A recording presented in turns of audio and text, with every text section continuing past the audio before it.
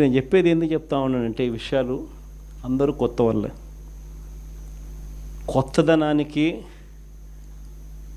విలువ అన్నది ప్రతిపక్షంలో ఉన్నప్పుడే వస్తుంది.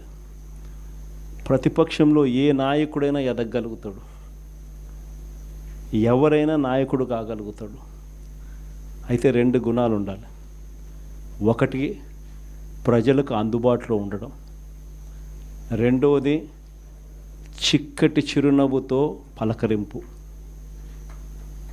2 ఖచ్చితంగా ఉండాలి.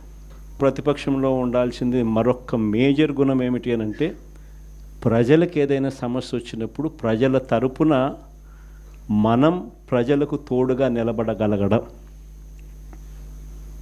ఈ 3 చేయగలిగితే ఎవరైనా లీడర్ కాగలుగుతాడు. ఇక్కడి నుంచి స్టార్ట్ చేయండి. నియోజకవర్గం స్థాయిలో నియోజకవర్గ అధ్యక్షుడిగా ఉన్న ప్రతి ఒక్కరికి నేను చెప్తా ఉన్నా, ఈ రోజు నుంచి స్టార్ట్ చేయండి. మనం ఈరోజు చూసేది యూత్ అధ్యక్షుడిగా, నియోజకవర్గం ఇన్ఛార్జిగా, యూత్ అధ్యక్షుడిగా ఫస్ట్ అడిగే ఇది.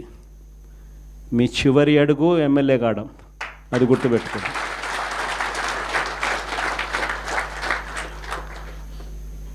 ఎదగడం మీ చేతుల్లో ఉంది, మిమ్మల్ని పెంచడం నా చేతుల్లో ఉంది.